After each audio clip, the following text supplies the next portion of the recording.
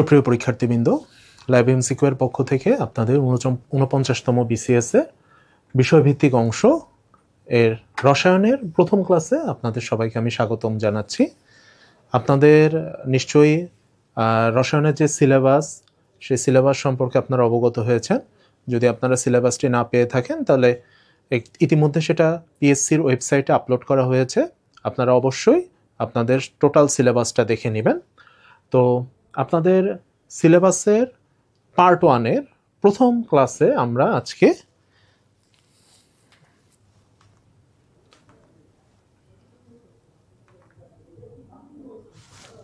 যে টপিকগুলো নিয়ে আলোচনা করব সেটা হচ্ছে gas laws, kinetic theory of gases and liquefaction of gases. আমি আমার পরিচয়টা দিয়ে নিচ্ছি। আমি স্বাক্ষর দাস। আমি 38তম বিসিএস এর মাধ্যমে শিক্ষা ক্যাডারে জয়েন করি। আমি বর্তমানে কর্মরত আছি মাধ্যমিক উচ্চ শিক্ষা অধিদপ্তরের HRM উইংয়ে সংযুক্ত কর্মকর্তা হিসাবে।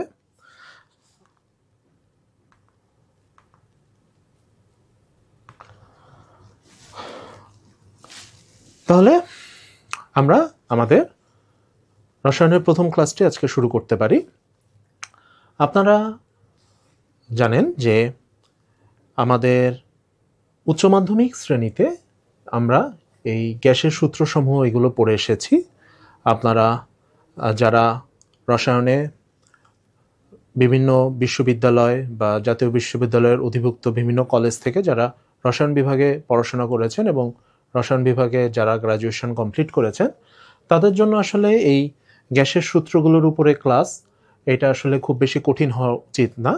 এজন্য আমরা আজকে আমাদের প্রথম ক্লাসে আমাদের খুব সহজ কিছু বিষয় না আমরা আমাদের আজকে প্রথম ক্লাসটা সাজিয়েছি।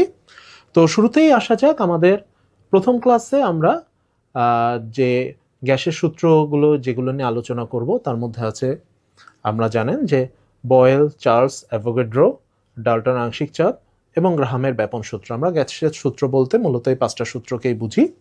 এছাড়া আমাদের এই সূত্রগুলো পড়তে যে আমাদের এর সাথে রিলেটেড আরও কিছু বিষয় আসবে, এগুলো আমরা সময়ের সাথে সাথে আলোচনা করব। তাহলে প্রথমে আমরা বয়েলের সূত্র দিয়ে শুরু করতে পারি। বয়েলের সূত্রে যেটা বলা হয়েছিল যে স্থির তাপমাত্রায় একটি নির্দিষ্ট ভরের গ্যাসের আয়তন তার চাপের ব্যস্তানুপাতিক।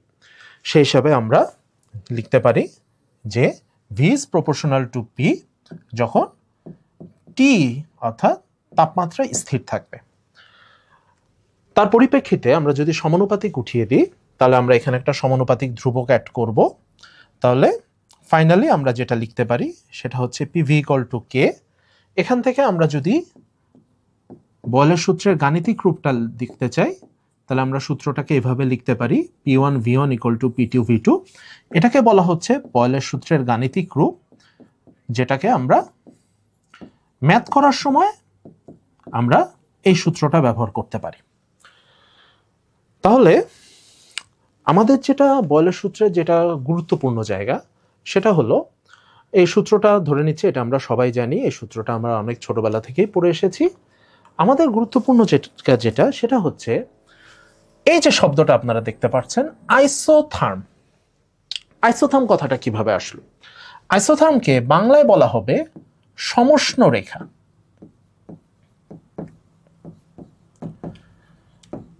খেয়াল করেন, আইসো শব্দটা একটা ল্যাটিন ওয়ার্ড। এই শব্দটার বাংলা করলে দাঁড়ায় একই বা সমান। থার্ম শব্দটার সাথে নিশ্চয়ই আপনারা টেম্পারেচারের একটা লিঙ্ক পাচ্ছেন।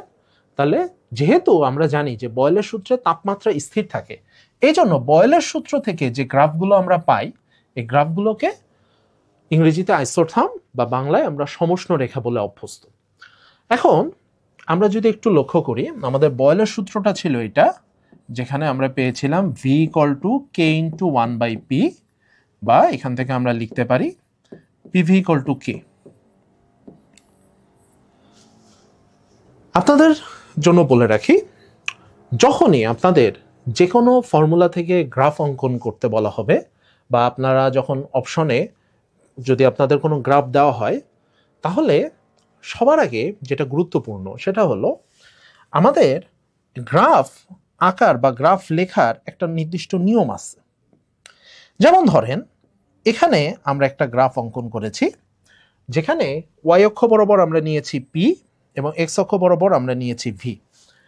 এটাকে আমরা যখন আমরা পড়ব তখন কিন্তু এটাকে এইভাবে পড়া হবে, বা এটাকে যখন আমরা লিখবো এটাকে এইভাবে লেখা হবে পি বনাম ভি লেখচিত্র। পি বনাম ভি লেখচিত্রে অর্থাৎ খেয়াল করেন যেটা ওয়াই অক্ষ বরাবর সেটাকে আগে বলা হয়, যেটা এক্স অক্ষ বরাবর সেটাকে পরে বলা হচ্ছে। এই কারণে গ্রাফটা, যে কোনো গ্রাফ, এটা যে শুধু এই গ্রাফের জন্য সেটা বলছি না, এটা সকল গ্রাফের ক্ষেত্রে আপনারা মনে রাখবেন যে কোনো গ্রাফ লেখা বা পড়ার নিয়ম হচ্ছে ওয়াই অক্ষ বরাবর আপনি যেটা বসাবেন সেটাকে আগে বলা হবে, এক্স অক্ষ বরাবর আপনি যেটা বসাবেন সেটাকে পরে বলা হবে। তাহলে আমরা যদি বয়লের সূত্রের গ্রাফে আসি, তাহলে আমরা একটু যদি সমীকরণটার দিকে তাকাই, যে আমাদের বয়লের সূত্র থেকে আমরা যে সমীকরণটা পেয়েছিলাম সেটা ছিল পিভি সমান একটা ধ্রুবক। এখন একটু খেয়াল করি, আমরা এখানে যে গ্রাফটা অঙ্কন করতে চাচ্ছি সেখানে ওয়াই অক্ষ বরাবর বসিয়েছি পি আর এক্স অক্ষ বরাবর আমি বসিয়েছি ভি। এখন আপনারা এটাকে যদি এইভাবে চিন্তা করেন, ওয়াই অক্ষ বরাবর যেহেতু আমি পি বসিয়েছি তাহলে আপনি মনে মনে পি এর পরিবর্তে লেখেন ওয়াই। এক্স অক্ষ বরাবর আমি যেহেতু ভি বসিয়েছি তাহলে আপনি ভি এর পরিবর্তে লেখেন এক্স। খেয়াল করেন তাহলে পিভি সমান কে, এই সমীকরণটায় আমি ঘুরিয়ে এক্স ওয়াই সমান কে এরকম একটা ফরম্যাটে আমি নিয়ে আসতে পারি। কেন নিয়ে আসলাম?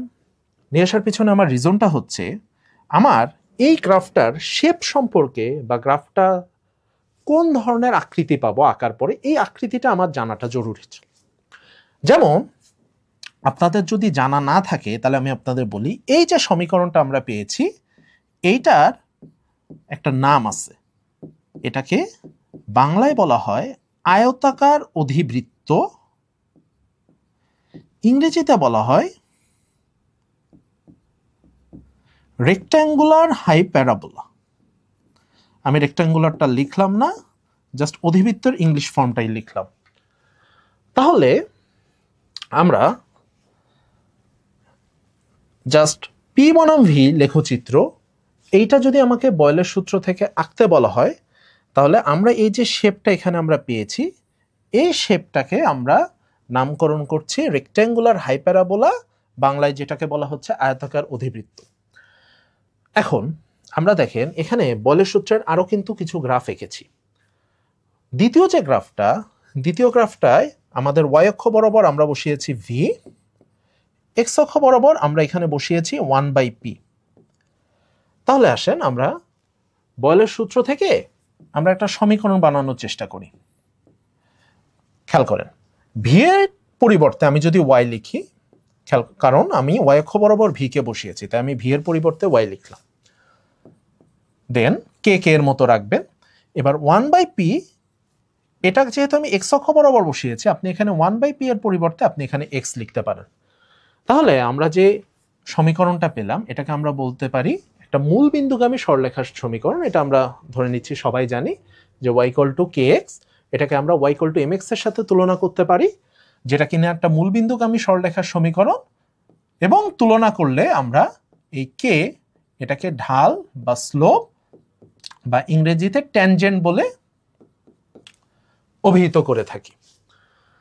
খেয়াল করেন আমরা এখানে তাহলে যে কয়টা গ্রাফ আমরা এখানে এঁকেছি সব কয়টাই দেখেন এটা মূল বিন্দুগামী একটা সরলরেখার গ্রাফ। আর একটু যদি খেয়াল করি এখানে আমরা, এটা যদি আপনাদের এমসিকিউতে কোনো ভূমিকা রাখবে না, তারপর আমি একটু বলি যে এই ধরনের গ্রাফগুলো আঁকার সময় আমরা সরাসরি মূলবিন্দুর সাথে মিলিত না করে একটু ডটেড লাইন দিয়ে মিলিত করি।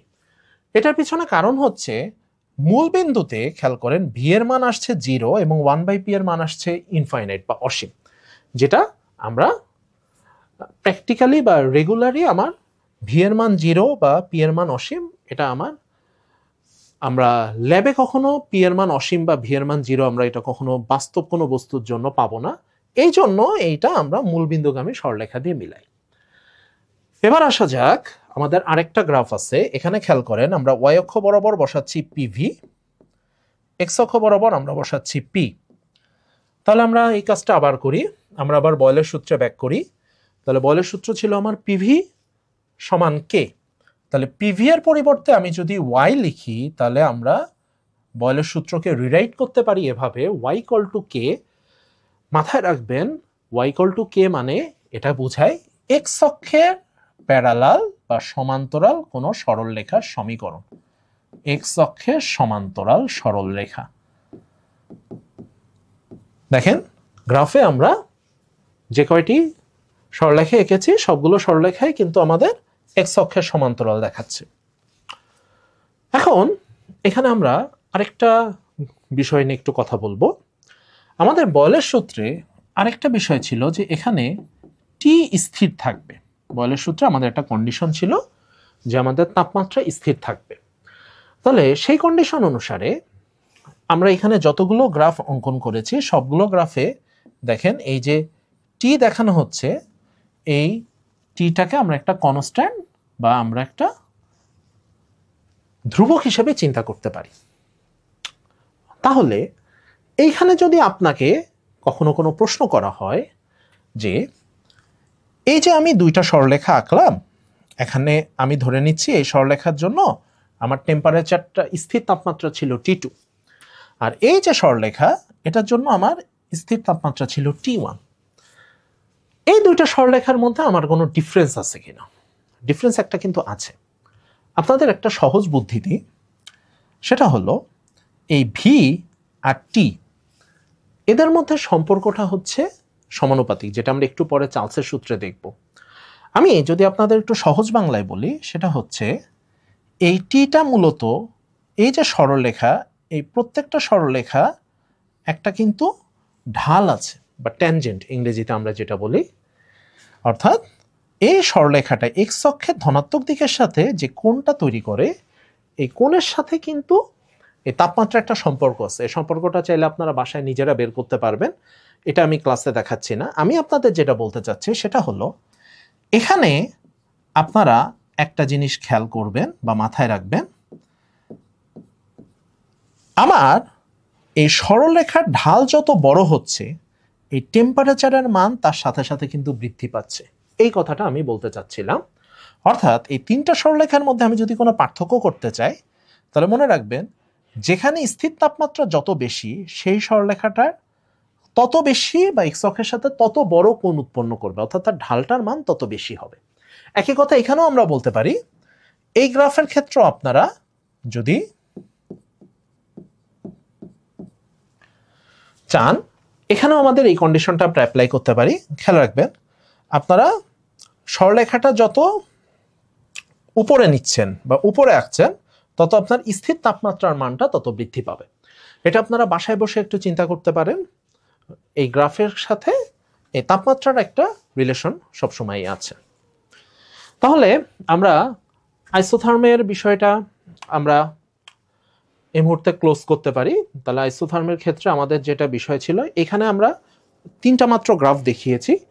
এখানে চাইলে আপনি গ্রাফের আরও অন্যান্যভাবে আপনি নিজেও গ্রাফ চেষ্টা করতে পারেন। আমাদের গ্রাফ আঁকার ক্ষেত্রে সবসময় মাথায় রাখবেন আমাদের শেপটা কি হচ্ছে, অর্থাৎ এক্স অক্ষ আর ওয়াই অক্ষ বরাবর আমরা কাকে বসাচ্ছি সেটা এই সমীকরণ থেকে কিন্তু আমরা সেইখান থেকে এই গ্রাফের শেপটা সম্পর্কে আইডিয়া পাবো। এমসিকিউ এর ক্ষেত্রে এই শেপগুলো কিন্তু খুব গুরুত্বপূর্ণ।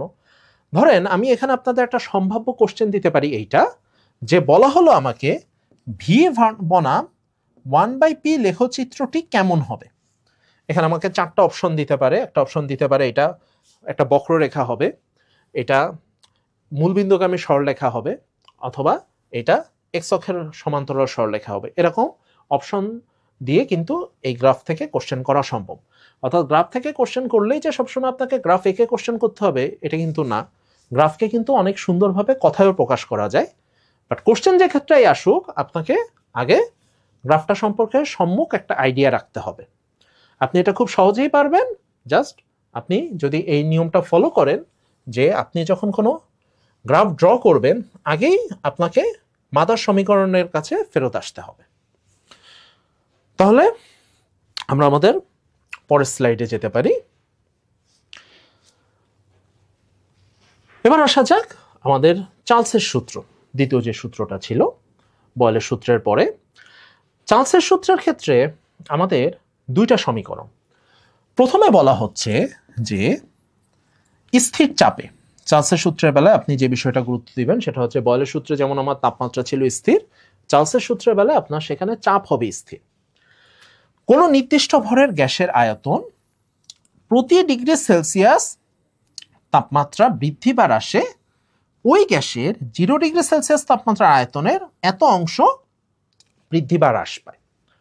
তাহলে দেখেন, আমরা যদি এখান থেকে একটা সমীকরণ বানানোর চেষ্টা করি, তাহলে আমার প্রথমে একটা জিনিস দরকার, সেটা হলো আমি ধরে নিলাম একটা গ্যাসের 0 ডিগ্রি সেলসিয়াস তাপমাত্রার আয়তনটা ছিল V0, এটাকে আমি V0 দ্বারা প্রকাশ করলাম, এবং গ্যাসটার আয়তন এটাকে আমি V দ্বারা প্রকাশ করতে চাই। তাহলে আসেন আমি চার্লসের সূত্র থেকে একটা ইকুয়েশন জেনারেট করার চেষ্টা করব।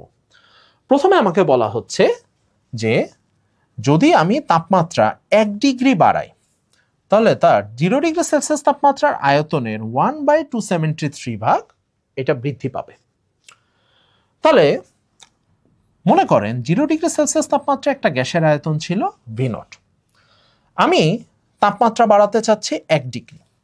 তাহলে 1 ডিগ্রি যদি বাড়াই, তাহলে 1 ডিগ্রি বাড়ালে আমার V0 এর সাথে এই 1/273 এই অংশটা আমি গুণ করলে আমার কতটুকু আয়তন বৃদ্ধি সেটা আমি পাবো। তাহলে এই অংশটাকে আমরা কি বলতে পারি? এই অংশটাকে আমরা বলতে পারি আয়তন বৃদ্ধি।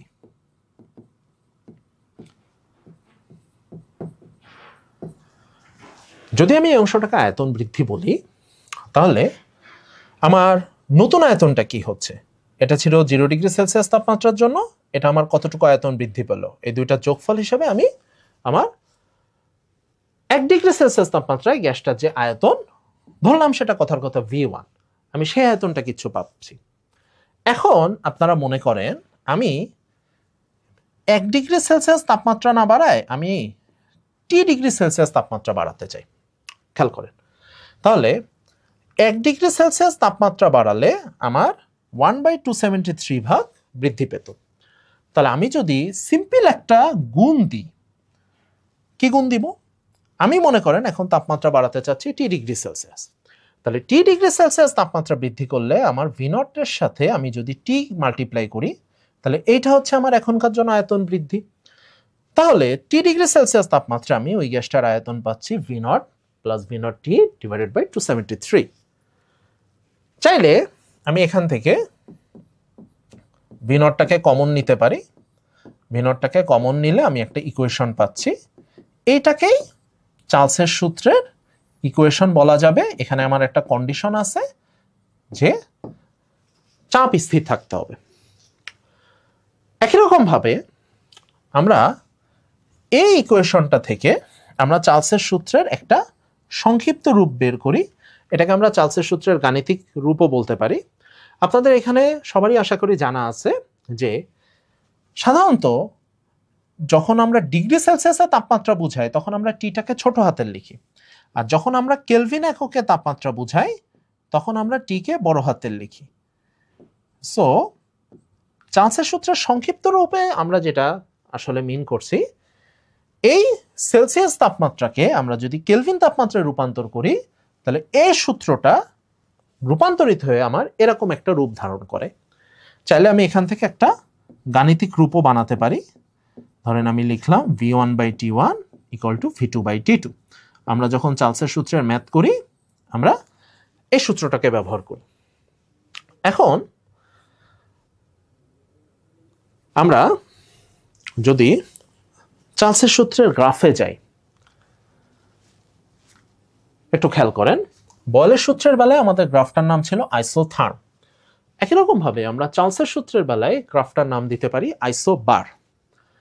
আইসোবারের এই যে বার শব্দটা মনে রাখবেন, বারটা মূলত আসলে চাপের একটা একক ছিল। সেই এককটাকে আমরা যদি মনে মনে চাপ চিন্তা করি, মানে বার না পড়ে এটাকে আপনি মনে মনে চাপ চিন্তা করেন, আইসো শব্দের অর্থ যা ছিল তাই ছিল, অর্থাৎ আইসো শব্দের অর্থ ছিল একই। তাহলে যেহেতু চার্লসের সূত্রের চাপ স্থির, এই জন্য চার্লসের সূত্রের গ্রাফকে আমরা বলছি আইসোবার। তাহলে চার্লসের সূত্রে ফাইনালি আমরা যে ইকুয়েশনটা পেয়েছিলাম, ইকুয়েশনটা ছিল এরকম, v equal to v not into 1 plus t/273। এটা ছিল আমাদের চার্লসের সূত্রের ইকুয়েশন। একটু খেয়াল করেন, আমরা একটা গ্রাফ আঁকতে চাই।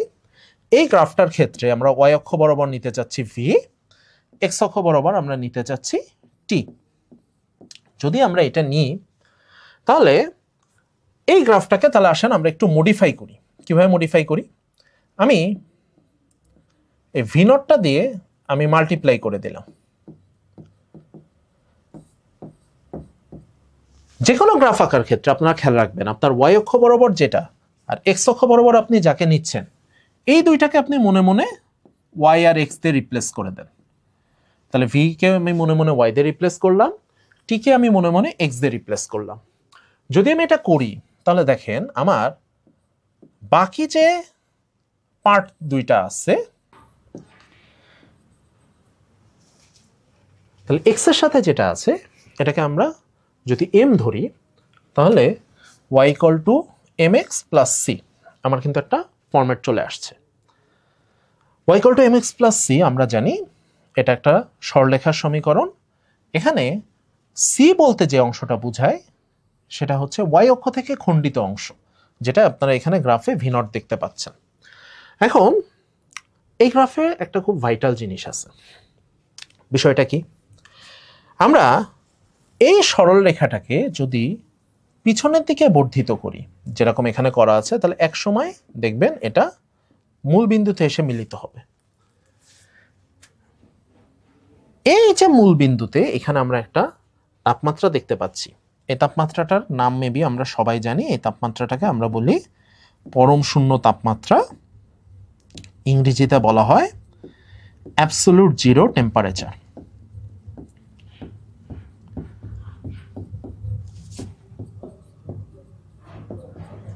সংক্ষেপে আমি টেম্প লিখলাম।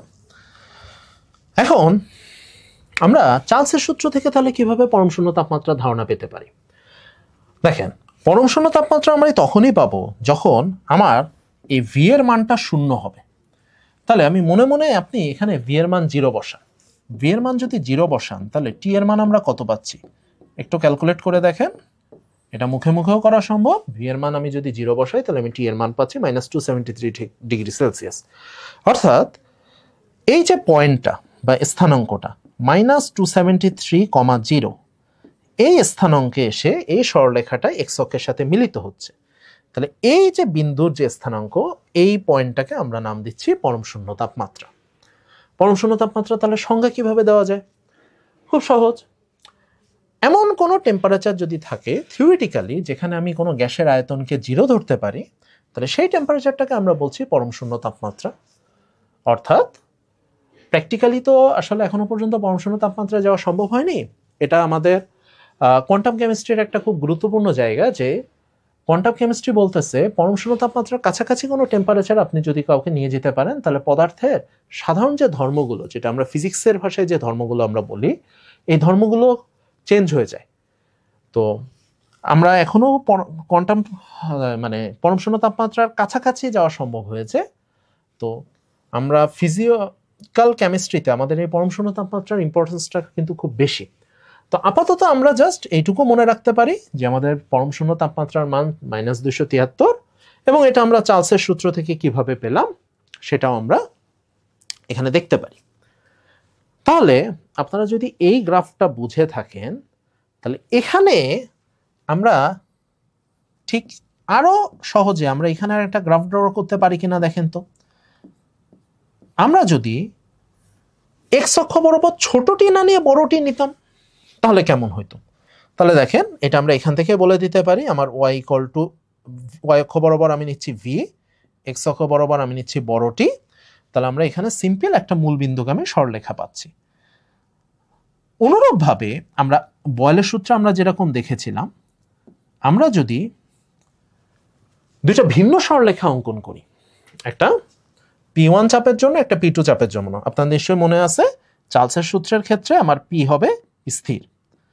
তাহলে আমি দুইটা ভিন্ন চাপ P1 এবং P2 এর জন্য আমি যদি দুইটা গ্রাফ অঙ্কন করি, এখানে আপনাকে একটা মজার জিনিস বলি, সেটা হলো আমরা এটা জানি না যে পি আর ভি এর সম্পর্ক ব্যস্তানুপাতিক।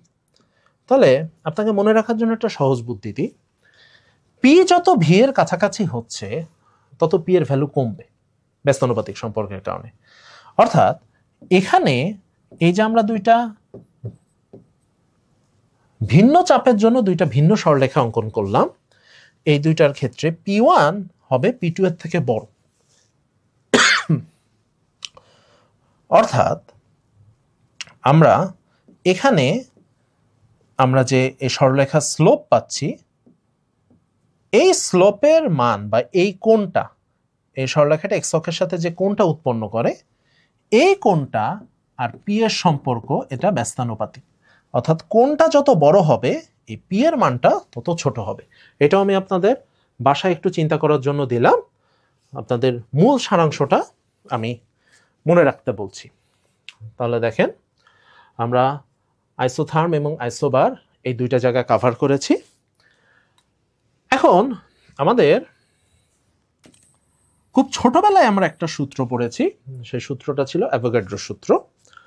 অ্যাভোগাড্রোর সূত্রটা ছিল কি, যখন আমার তাপমাত্রা এবং চাপ দুইটাই স্থির হবে, তাহলে একই আয়তন বিশিষ্ট সকল গ্যাসে আমরা বলতে পারবো যে সমান সংখ্যক অণু থাকে। সমান সংখ্যক অণু থাকে বিষয়টা কি বলতে পারি খেয়াল করেন। আমি যদি সূত্রটাকে এভাবে গাণিতিকভাবে লিখতে চাই তাহলে এভাবে লেখা যায় কিনা, ভিটা হচ্ছে আমার আয়তন, এনটাকে আপনি আপাতত চিন্তা করেন মোল সংখ্যা হিসাবে, নাম্বার অফ মোলস, ঠিক আছে, এনটাকে আমরা নাম্বার অফ মোলস ধরি। তাই যদি হয় তাহলে আমার ভি আর এন এদের সম্পর্ক আমরা বলতেছি সমানুপাতিক। অর্থাৎ যতক্ষণ আপনার তাপমাত্রা এবং চাপ স্থির ততক্ষণ যদি দুইটা ভিন্ন গ্যাসের একই ভি হয় তাহলে আমি বলবো তাদের মোল সংখ্যাও সেম হবে। এই কথাটাই অ্যাভোগাড্রোর সূত্রে একটু অন্য ভাষায় বলা হয়েছে। তাহলে আমরা এখন আসেন এই তিনটা সূত্রকে, অর্থাৎ বয়েল, চার্লস এবং অ্যাভোগাড্রো, এই তিনটা সূত্রকে আমরা যদি কম্বাইন করি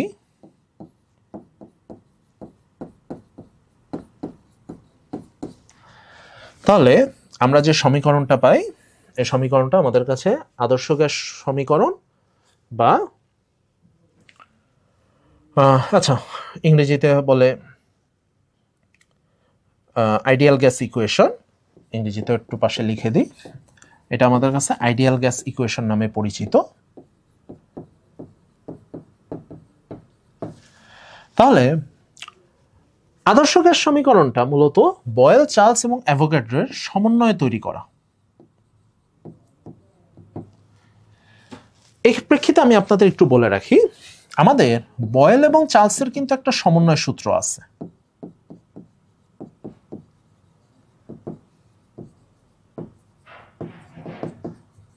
সমন্বয় সূত্রটাকে আমরা এভাবে লিখতে পারি, P1 V1 by T1 equal to P2 V2 by T2। এটাকে বলা হচ্ছে বয়েল ও চার্লসের সমন্বয় সূত্র। এই বয়েল ও চার্লসের সমন্বয় সূত্র থেকেও যেমন PV equal to nRT proof করা যায়, আবার বয়েল, চার্লস এবং অ্যাভোগাড্রো তিনটা সূত্রকে সমন্বয় করেও আমি কিন্তু PV equal to nRT বানাতে পারি। তো যেটাই বানাই এখানে আমাদের মনে হয় সব কয়টা রাশি আমাদের পরিচিত, পিটা প্রেশার, ভিটা ভলিউম, এনটা নাম্বার অফ মোলস, আরটা এটাকে আমরা আইডিয়াল গ্যাস কনস্ট্যান্ট আর মোলার গ্যাস কনস্ট্যান্ট বলে থাকি, টি হচ্ছে আমার তাপমাত্রা। আপনি একটু খেয়াল রাখবেন আমাদের সব জায়গাতেই আমাদের কিন্তু টিটা যেটা হচ্ছে কেলভিন বা পরম তাপমাত্রা, যেখানে আমরা যদি কোথাও ডিগ্রি সেলসিয়াসের তাপমাত্রা ব্যবহার করতে চাই তাহলে এদের মধ্যে যে সম্পর্কটা, সেই সম্পর্কটা হচ্ছে ডিগ্রি সেলসিয়াসের সাথে 273 যোগ করলে আমরা পরম তাপমাত্রা পেতে পারি। এই সম্পর্কটা আমরা মনে হয় সবাই জানি। এখন একটা বিষয়, পি, ভি এবং টি এই তিনটা আমাকে কোশ্চেনে দিয়ে দিবে। ধরে নিচ্ছি আপনাদের যখন ম্যাথ করতে হবে আপনারা দুইটা জায়গায় আটকাতে পারেন, আর এর মানটা, এন এর মানটা, এই দুইটা জায়গায় আমাদের আটকানোর একটা চান্স আছে। প্রথমে আসি আর এর মান। আর এর প্রচলিত তিনটা মান আছে, প্রথমটা হচ্ছে এসআই এককে, ঠিক আছে? এসআই এককে আমরা আর এর মান ব্যবহার করি এইটা 8.314 জুল পার কেলভিন পার মোল। আমি যদি অন্য একটা একক নিতে চাই, এটাকে আমরা বলি লিটার অ্যাটমসফিয়ার একক। লিটার অ্যাটমসফিয়ার এককে আমরা আর এর মান ব্যবহার করি এইটা 0.0821 litre atmosphere per kelvin per mole. Third যেটা, এটা হচ্ছে সিজিএস একক। সিজিএস এর এসআই খুব কাছাকাছি। সিজিএস এককে আপনি এই ভ্যালুটার সাথে একটা 10⁷ মাল্টিপ্লাই করে দিলেই আপনার সিজিএস একক হয়ে যাবে। সেক্ষেত্রে আপনাকে শুধু জুলের পরিবর্তে লিখতে হবে আর্ক। এই জুলটাকে চেঞ্জ করে তখন আপনি লিখবেন আর্ক।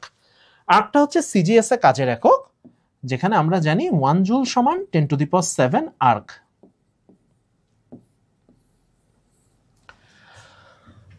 তাহলে একটু আমরা যদি খেয়াল করি, আমরা এখানে আর এর 3টা মান পেয়ে গেলাম। এখন আমার আরেকটা বিষয় এখানে বাকি, সেটা হচ্ছে মোল সংখ্যা, বা যেটাকে আমরা ইংরেজিতে বলি নাম্বার অফ মোলস। এই মোল সংখ্যাটাও কিন্তু আমরা বেশ অনেকভাবে নির্ণয় করতে পারি। কি কি হতে পারি? মোল সংখ্যা সমান আমরা লিখতে পারি W/M। এখানে ডাব্লুটা হচ্ছে ম্যাস, এমটা হচ্ছে মলিকুলার ম্যাস, অর বাংলায় আমরা যেটাকে বলি আণবিক ভর। আমি এটাকে এইভাবে লিখতে পারি। আপনারা নিশ্চয়ই এসটিপি এই শব্দটার সাথে পরিচিত। এটার ফুল ফর্ম ছিল স্ট্যান্ডার্ড টেম্পারেচার অ্যান্ড প্রেশার। আমরা যদি এসটিপিতে কোনো গ্যাসের আয়তন নিই, তাহলে সেটাকে যদি আমি 22.4 লিটার দিয়ে ভাগ দিই, তাহলে কিন্তু এটা মোল নাম্বার নির্দেশ করে। তাহলে এটা হচ্ছে আয়তনের ক্ষেত্রে আপনি এটা ব্যবহার করতে পারেন। খেয়াল করেন, আমরা আরেকভাবে এনকে নির্ণয় করতে পারি। এই এনে এটাকে আমরা বলবো অ্যাভোগাড্রো নাম্বার। এটা মনে হয় আমরা সবাই জানি। অ্যাভোগাড্রো সংখ্যাটা 6.02 × 10⁻23। আর এই এনটাকে আমি পরমাণু বা অণু দুইটাই কাউন্ট করতে চাই। এটা কোশ্চেনে যদি আপনি পরমাণু পান, তাহলে এনটাকে পরমাণু ধরবেন। কোশ্চেনে আপনি অণু পেলে এনটাকে অণু ধরবেন। দুই ক্ষেত্রে আমরা এই ফর্মুলাটা অ্যাপ্লাই করতে পারি। আরেকটা ফর্মুলা, যেটা আমাদের খুব একটা জনপ্রিয় না, কিন্তু এটা আমাদের স্টোকেমিস্ট্রি যেটা আছে, অর্থাৎ কেমিক্যাল ক্যালকুলেশনের যে ম্যাথগুলো, এখানে কিন্তু এই ফর্মুলাটা অনেক কাজে লাগে। এখানে এসটাকে আমরা বলতেছি মোলারিটি অর কনসেন্ট্রেশন, বাংলায় যেটাকে আমরা বলি ঘনমাত্রা। এসটাকে আমরা বলছি মোলারিটি এককে কনসেন্ট্রেশন। ভিটা এখানে ভলিউম বা আয়তন নির্দেশ করছে। দেখেন, তাহলে আমরা এন বের করার কিন্তু বেশ কিছু ফর্মুলা পেয়ে গেলাম। আরেকটা ফর্মুলা আপনি এখান থেকেও ড্র করতে পারবেন, যে এন ইকুয়ালটা আপনি চাইলে PV/RT এটাও কিন্তু লিখতে পারছেন। একসাথে এই ফর্মুলাগুলো লেখার উদ্দেশ্য হলো, আমাকে বিভিন্ন ফর্মেটে আমার কাছে এন চাইতে পারে, এটা চাওয়ার সম্ভাবনাই খুব বেশি। তো যখন যে ফর্মেটে আমার কাছে এন চাওয়া হোক না কেন, আমার টোটাল ফর্মুলাগুলো যদি আমার একসাথে মাথায় থাকে, তাহলে এনটা বের করা আসলে খুব ইজি একটা কাজ। এখন আমরা যদি দেখি যে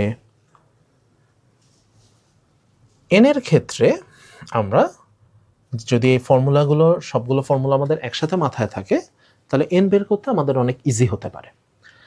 এখন আসা যাক বাকি যে দুইটা আছে, পি এবং ভি। এই দুইটার ক্ষেত্রে কিন্তু ফর্মুলার একটা বিষয়, ফর্মুলা বলবো না, এই দুইটার ক্ষেত্রে আমার এককের একটা বিষয় আছে। এই কথাটা আমি কেন বলছি জানেন?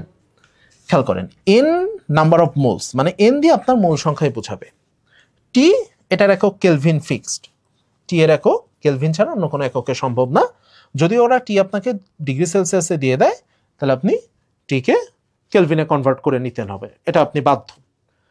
বাকি থাকে আমার P R V. P R V এর কিন্তু আমার একাধিক একক রয়েছে। আমরা যদি এককগুলো একটু অ্যানালাইসিস করি, তাহলে দেখবেন, আমি প্রথমে পি এর বিষয়ে আসি। আমরা মিলিমিটার মার্কুরিক প্রেশার, এই নামটা শুনেছি কিনা? আমরা জানি যে স্বাভাবিক অবস্থায় বায়ুচাপ, এটাকে 1 ATM বা 1 অ্যাটমসফিয়ার, অ্যাটমসফিয়ারকে সংক্ষেপে আমরা এইভাবে এটিএম আকারে লিখি, 1 অ্যাটমসফিয়ার আকারে লেখা হয়। এই 1 অ্যাটমসফিয়ার লেখাও যা, এটাকে আমরা এভাবেও লিখতে পারি, millimetre mercuric pressure, 760 millimetre mercuric pressure, এভাবেও লিখতে পারি। আবার আমরা 1 অ্যাটমসফিয়ার সমান, এটাকে যদি আমরা এসআই এককে কনভার্ট করি তাহলে 1 অ্যাটমসফিয়ার আমরা লিখতে পারি 101325 প্যাসকেল। খেয়াল করেন চাপের কিন্তু 3টা একক, ঠিক আছে? এর বাইরেও আমাদের চাপের আরো কিছু একক আছে, যেমন আপনাদের ক্লাসের শুরুতে আমি বার নামে একটা এককের কথা বলেছিলাম যখন আইসোবার পড়াচ্ছিলাম। এই বার আর অ্যাটমসফিয়ার এই দুইটা একক প্রায় কাছাকাছি, 1.008 বার ইকুয়াল টু অ্যাটমসফিয়ার, এরকম একটা, মানে আমরা বলতে পারি যে বার আর অ্যাটমসফিয়ার অলমোস্ট ইকুয়াল। আর মিলিমিটার পারদচাপ এইটার পরিবর্তে আপনি টর লিখতে পারেন, টর, টি ও ডাবল আর, টর। এই টরও কিন্তু চাপের একটা একক, মিলিমিটার পারদচাপও যা, টরও কিন্তু তাই। এই দুটো একক কতটা জনপ্রিয় না বিধায় এই দুটো একক সচরাচর আমাদের মেনশন করা হয় না, কিন্তু এই 3টা একক কিন্তু আমাদের হরহামেশা আমরা ব্যবহার করি। এখন কথা হচ্ছে, আপনারা যদি খুব ফাস্ট পিভি ইকুয়াল টু এনআরটির ম্যাথটা সলভ করতে চান তাহলে একটা জিনিস মাথায় রাখবেন, আপনার পি ও আর এদের মধ্যে কিন্তু একটা রিলেশন থাকতে হবে। সেটা হলো আপনার পি যে এককে, আপনি সবসময় আর কে যদি সেই এককে নেন তাহলে আপনার ম্যাথটা করা ইজি হবে। কেন আমি আপনাকে বলি, এই যে ভিটা দেখতেছেন, এই ভি এর এককগুলো আমরা যদি কনভার্ট করি, এককগুলো কনভার্সনটা খুব ইজি। কেমন ইজি? আমরা কি কি একক জানি ভি এর? দেখেন, ভি এর একক হিসেবে আমরা মিলিমিটার জানি, ভি এর একক হিসেবে আমরা কিউবিক সেন্টিমিটার জানি, কিউবিক সেন্টিমিটার সিসিও লিখতে পারি, সিএম কিউবও লিখতে পারি, অনেক দুইভাবেই লেখা থাকতে পারে। এই যে 3টা দেখতেছেন, এই 3টা হচ্ছে ভি এর সিজিএস একক। নেক্সট আমরা ভি এর একক হিসাবে লিটার ব্যবহার করতে পারি, লিটার আর ডেসিমিটার কিউব, ডিএম কিউব, এটাকে আমরা ডেসিমিটার কিউব পড়ি।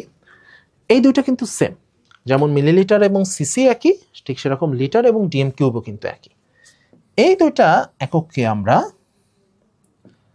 লিটার অ্যাটমসফিয়ার একক বলতে পারি। আর এটাকে যদি আমি মিটার কিউবে কনভার্ট করি, আপনাদের নিশ্চয়ই ধারণা আছে মিটার কিউব হচ্ছে আয়তনের এসআই একক। এসআই ইউনিটে যদি আমি কনভার্ট করি তাহলে জাস্ট খেয়াল করেন 1 millilitre equal to 10⁻⁻6 metre cube. এখন এখানে একটা ইন্টারেস্টিং জিনিস দেখেন, আপনি মনে করেন সিজিএস থেকে লিটার অ্যাটমসফিয়ারে যাবেন, আপনাকে 10⁻³ দিয়ে মাল্টিপ্লাই করতে হবে।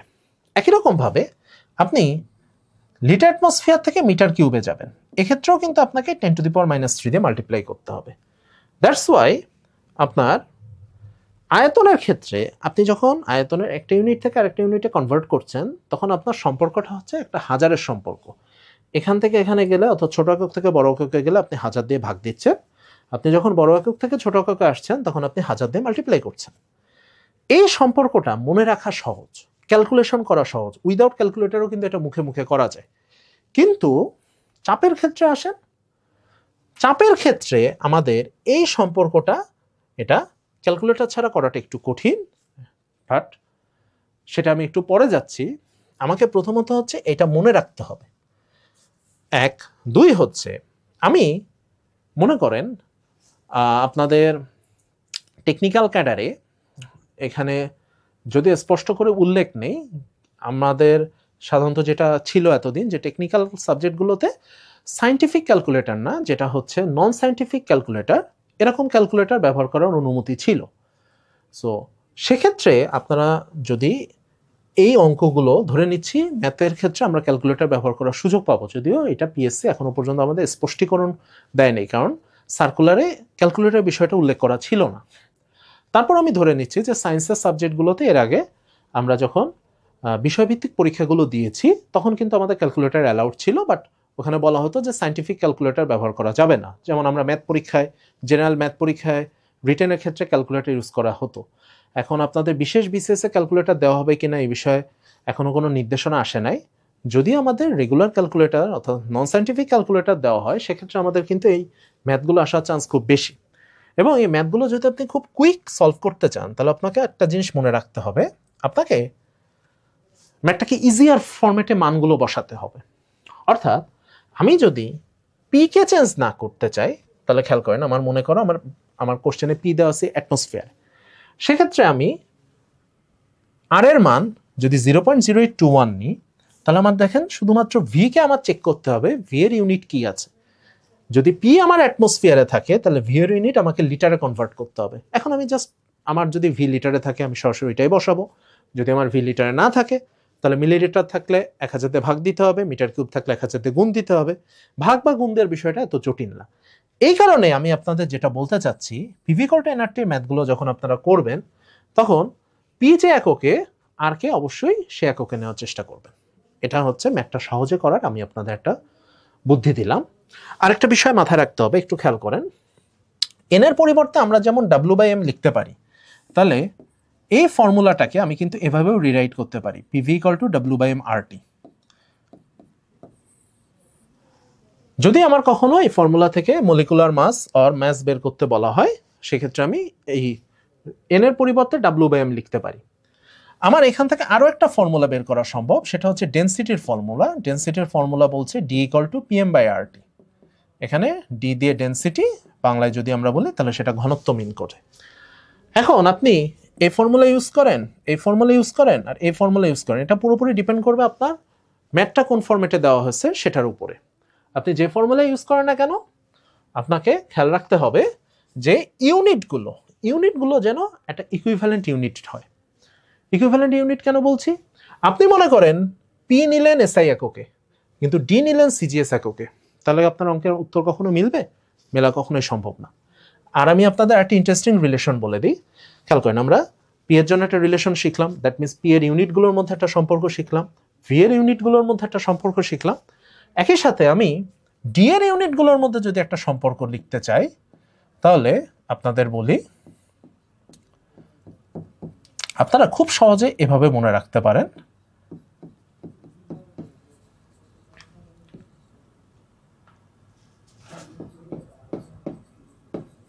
এখানে দেখেন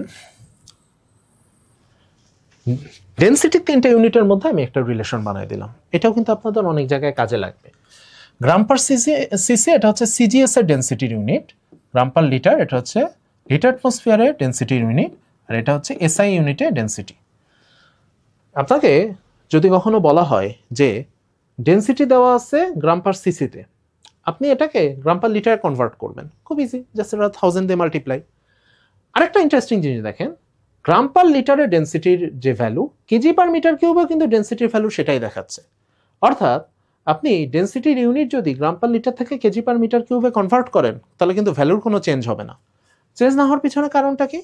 কারণটা হচ্ছে গ্রামকে যখন আপনি কেজি করছেন তখন 1000 দিয়ে ভাগ দিচ্ছেন, আবার লিটারকে যখন আপনি মিটার কিউব করছেন তখনও আপনি 1000 দিয়ে ভাগ দিচ্ছেন। দ্যাটস ওয়াই দুইটা 1000 কাটাকাটি হয়ে যাচ্ছে। এই কারণে গ্রাম পার লিটার আর কেজি পার মিটার কিউবে ডেনসিটি সবসময় কিন্তু সেম ভ্যালু শো করবে। তাহলে আমরা বয়েল, চার্লস এবং অ্যাভোগাড্রো এই 3টা সূত্রকে সমন্বয় করে আমরা পিভি ইকুয়াল টু এনআরটি বের করা শিখলাম। এখন আসেন, আমাদের আরো 2টা গ্যাসের সূত্র আছে। একটাকে বলা হয় ডাল্টনের আংশিক চাপ সূত্র। ডাল্টনের আংশিক চাপ সূত্রের ক্ষেত্রে এখানে একটা খুব গুরুত্বপূর্ণ কথা, সেটা হচ্ছে এই যে আমি একটা গ্যাসের কথা বলছি বা আমরা একটা গ্যাসের মিশ্রণের কথা বলছি, এই গ্যাসের মিশ্রণটা হতে হবে নন রিয়েক্টিং গ্যাস, পরস্পর বিক্রিয়াহীন। এই কথাটা আপনারা মাথায় রাখবেন। এই মিক্সচারের ক্ষেত্রে আমি এমন কোনো গ্যাস নিতে পারবো না যে গ্যাসগুলো রিয়্যাক্ট করে। ফর এক্সাম্পল, ধরেন আপনি একটা গ্যাস নিলেন অ্যামোনিয়া, আর একটা গ্যাস নিলেন আপনি HCl, এই দুইটা কিন্তু রিয়্যাক্ট করবে। দ্যাটস ওয়াই এই দুইটা গ্যাসের কোনো মিক্সচারের ক্ষেত্রে কিন্তু আমার ডাল্টনের আংশিক চাপ সূত্র বা ডাল্টনস পার্শিয়াল প্রেশার ল এটা কিন্তু অ্যাপ্লিকেবল হবে না। এই বিষয়টা আপনাকে মাথায় রাখতে হবে। এই দুইটা গ্যাসের বেলায় এই ফর্মুলাটা অ্যাপ্লিকেবল না। সূত্রটা খুব সহজ। সূত্রটা বলছে total pressure is equal to the sum of partial pressure. তাহলে আমার একটা মিক্সচারে যদি দুইটা গ্যাস থাকে তাদের পার্শিয়াল প্রেশার যদি P1 and P2 হয় তাহলে আমি টোটাল প্রেশারকে এদের সাম ইকুয়াল টু P বলতে পারি।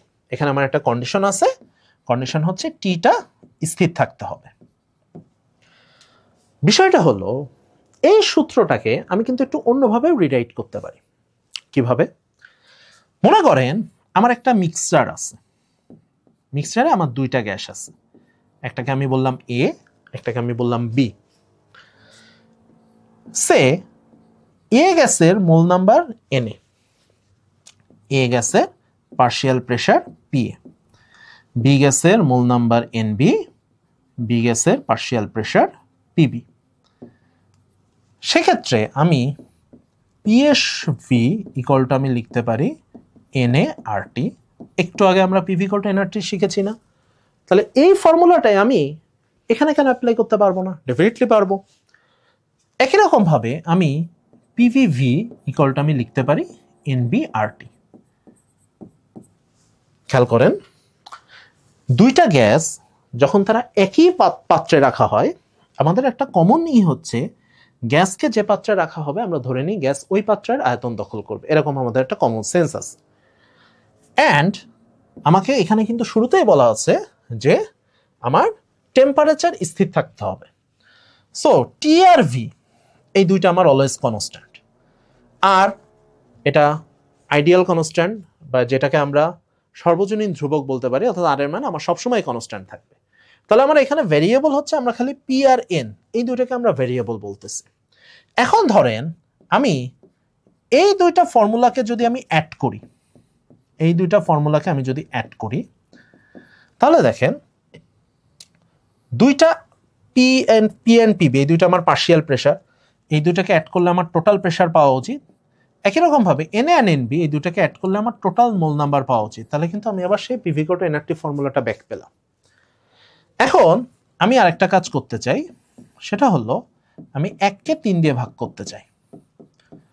যদি আমি সেটা করি তাহলে আমার সব কাটাকাটি যে আমার খেয়াল করেন শুধু P R N, P R N এই দুইটা ইকুয়েশনে থাকবে।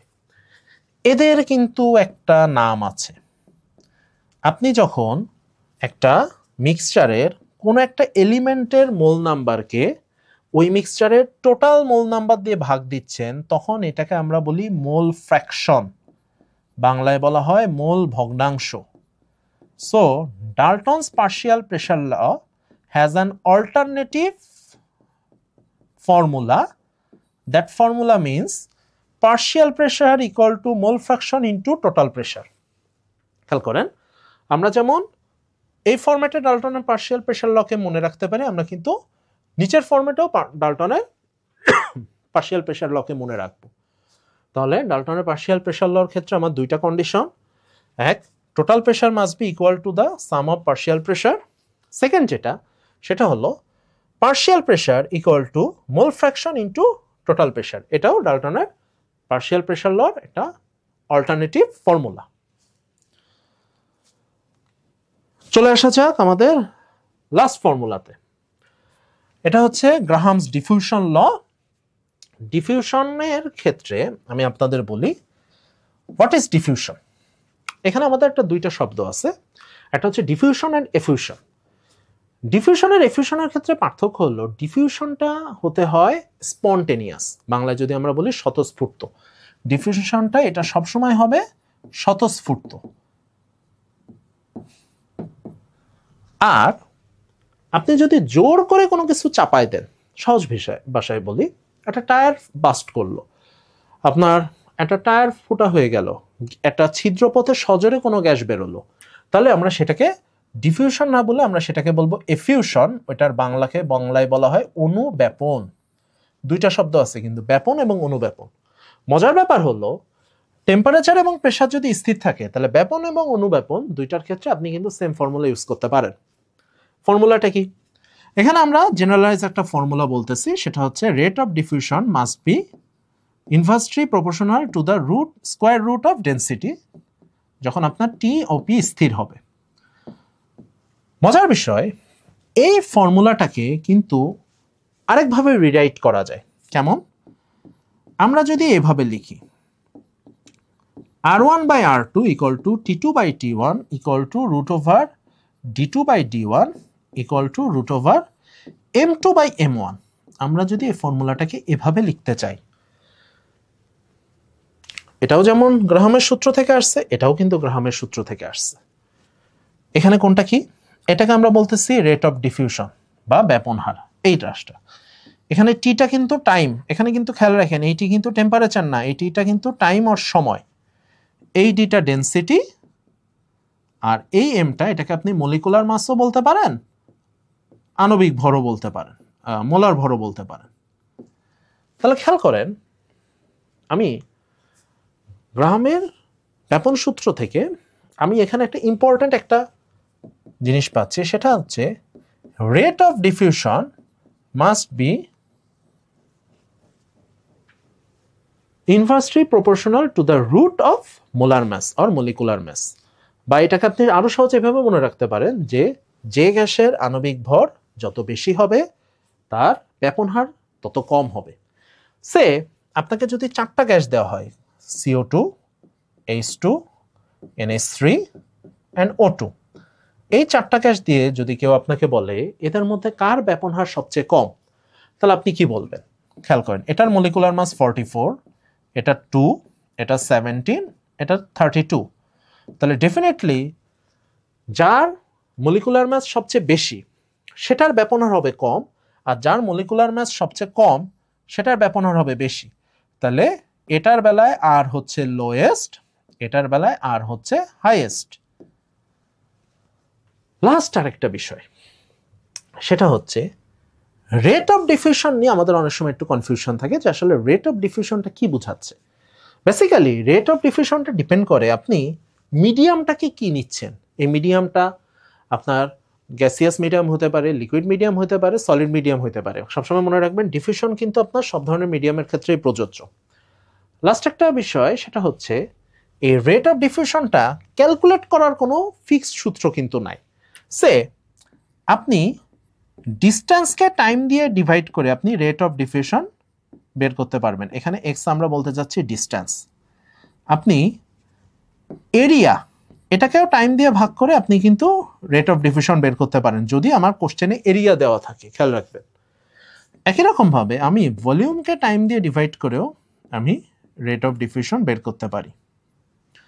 তাহলে আসলে এই রেটটা এটা ডিস্টেন্স হবে না, এরিয়া হবে না, ভলিউম হবে, এটা আমরা কমপ্লিটলি আমার ডিপেন্ড করছে আমার কোশ্চেনে কিভাবে দেওয়া আছে সেটার উপর। আর রেটের সাথে আমি বাকিদের সম্পর্ক তো বললামই। আমরা ক্লাসের শেষে যে এগুলো রিলেটেড আমরা 2-একটা ম্যাথ প্র্যাকটিস করব। ওকে, তাহলে আমাদের একটা পার্ট শেষ হলো। একটা পার্টে আমরা যেটা পেলাম সেটা হচ্ছে আমরা গ্যাসের যে 5টা ল, এই 5টা ল সম্পর্কে জানতে পারলাম। এখন আমি আপনাদের একটা ইন্টারেস্টিং তথ্য দিই। এই যে 5টা ল, এই 5টা ল কখনো কোনো মানে আমরা বাস্তবে যে গ্যাসগুলোর নাম জানি, হাইড্রোজেন, অক্সিজেন, এদের বেলায় কিন্তু এই লগুলো অ্যাপ্লিকেবল না। এই লগুলো শুধুমাত্র থিওরিটিক্যালি অ্যাপ্লিকেবল। এটাকে আপনি কোনো প্র্যাকটিক্যাল গ্যাসের জন্য বা প্র্যাকটিক্যালি এটা আপনি কোনো ল্যাবে আপনি কখনো এটা প্রুফ করে কখনো পুরোপুরি এক্সাক্ট মান আনতে পারবেন না। কেন পারবো না? এটার একটা অ্যান্সার দেওয়া আছে কাইনেটিক থিওরি অফ গ্যাসেস আর গ্যাসের গতিতত্ত্বতে। কি বলা আছে দেখেন, আমাদের গ্যাসের গতিতত্ত্বে কিছু থিওরি আছে। এই প্রত্যেকটা পয়েন্ট খুব ইম্পর্ট্যান্ট। পয়েন্টগুলোতে আমাদের গ্যাসের যে আমরা কনসেপ্টগুলো, এই কনসেপ্টগুলো কিন্তু আমাদের এই কাইনেটিক থিওরিতে অনেকটা ক্লিয়ার করে বলা আছে। তো এখানে যদি আমরা সবগুলো পয়েন্টে আমরা যাব না, আমরা জাস্ট যদি গুরুত্বপূর্ণ কয়েকটা পয়েন্টে যাই, তাহলে ফার্স্ট অফ অল আপনারা কয়েকটা জিনিস মনে রাখবেন। নাম্বার 1, এই থিওরি দিয়ে মলিকুলার ডেফিনিশন এই থিওরিতে দেওয়া হয়েছে। এটা একটা গুরুত্বপূর্ণ জিনিস, কারণ এর আগে মলিকুলকে এক এক জায়গায় এক একভাবে ডিফাইন করা হয়েছিল। কাইনেটিক থিওরিতে মলিকুলের একটা প্রপার আমরা ডেফিনেশন পাইলাম। এখন আমাদের এই থিওরির কিছু কিছু ঝামেলার জায়গা আছে। তার মধ্যে একটা, এই পয়েন্টটা দেখেন যে একটা গ্যাসের ক্ষেত্রে তার আয়তনকে কি বলা হচ্ছে? আয়তনকে বলা হচ্ছে যে গ্যাসের অনুসময়ের যদি নিজস্ব কোনো আয়তন থাকে, তাহলে পাত্রের যে আয়তন সেই তুলনায় আমরা এই আয়তনটাকে নগণ্য ধরবো। এই পয়েন্টটা মাথায় রাখেন, এই পয়েন্টটা নিয়ে আমরা একটু পর ডিসকাস করব। আরেকটা যেটা বলা হচ্ছে সেটা হলো এই মলিকুলগুলোর ক্ষেত্রে কিন্তু কোনো ধরে নেওয়া হচ্ছে কোনো অ্যাট্রাকশন আর রিপালশন, কোনো আকর্ষণ বা বিকর্ষণ থাকবে না। এই দুইটা পয়েন্ট কিন্তু আমাদের সামনে একটা বড় চেঞ্জ আনবে। এর বাইরে আপনাদের আরেকটা গুরুত্বপূর্ণ জিনিস, সেটা হলো এখানে আমাদের একটা পয়েন্টে ইলাস্টিক কলিশন, স্থিতিস্থাপক সংঘর্ষ, এই যে দেখেন এখানে আমাদের সংঘর্ষের একটা কথা বলা হচ্ছে। এই সংঘর্ষটা আমরা নর্মালি জানি এটা ইলাস্টিক কলিশন বা স্থিতিস্থাপক সংঘর্ষ হয়। আর একটা গুরুত্বপূর্ণ পয়েন্ট সেটা হচ্ছে এখানে বলা আছে যে কাইনেটিক এনার্জি এটা হবে টেম্পারেচারের প্রপোর্শনাল আর টেম্পারেচারের সমানুপাতিক। এই পয়েন্টগুলো সংঘর্ষ সময় স্থিতিস্থাপক। এই যে আমি যে পয়েন্টগুলো আন্ডারলাইন করে দিলাম, এই পয়েন্টগুলো কিন্তু আমাদের অন্যান্য কনসেপ্ট বুঝতে আমাদের যেমন হেল্প করবে, সেটা ছাড়াও আমাদের কাইনেটিক থিওরির সাথে এই পয়েন্টগুলো কিন্তু ওতপ্রোতভাবে জড়িত। এখন যদি আমরা কাইনেটিক থিওরির একটা ফর্মুলায় যাই, খেয়াল করেন এই ফর্মুলাটাকে আমরা কাইনেটিক থিওরি থেকে ডিরাইভ করি। পি আর ভি আমি নতুন করে বলবো না, এটা আমরা সবাই জানি। এমটা কি? এমটা হলো মাস অফ এ সিঙ্গেল মলিকুল। খেয়াল রাখেন এম কিন্তু এখানে একটা অণুর ভরকে ডিনোট করছে। এন কি? এন হচ্ছে নাম্বার অফ টোটাল মলিকুলস, অর্থাৎ ওই পাত্রে একটা গ্যাসের মোট যতগুলো অণু থাকবে সেই অণুর সংখ্যাটাকে আমরা ক্যাপিটাল এন বলছি। এই সি এর কিন্তু একটা নাম আছে, এই সিটাকে আমরা বলি RMS velocity. R for root, M for mean, S for square. Root mean square velocity, সংক্ষেপে এটাকে আমরা আরএমএস ভেলোসিটি বলি। আরএমএস ভেলোসিটি কি হইতে পারে? আসেন আমরা একটু সহজে বুঝি। সে একটা কন্টেইনারের কথা চিন্তা করে, এখানে ডিফারেন্ট টাইপ অফ মলিকুল থাকতে পারে। এক একটা মলিকুল ধরে নেওয়া হচ্ছে এক একভাবে ছোটাছুটি করতেছে। তাহলে এখান থেকে আমরা একটা প্রপার বা একটা এখান থেকে আমি একটা ভেলোসিটি বের করতে চাই। ম্যাক্সওয়েলের যে গতি বন্টন থিওরিটা ছিল, এইটা অনুসারে আমরা দেখেছি যে একটা গ্যাসের ক্ষেত্রে আমার টোটাল অ্যাভারেজ ভেলোসিটি যদি আমরা না নিয়ে আমরা যদি আরএমএস ভেলোসিটি নিই, তাহলে কাইনেটিক এনার্জির প্রপার মানটা পাওয়া যায়। তাহলে আরএমএস ভেলোসিটির ফর্মুলাটা কি হইতে পারে? প্রথমে আমরা দেখেন ডান পাশ থেকে আসেন, প্রথমে আমরা স্কোয়ার করব।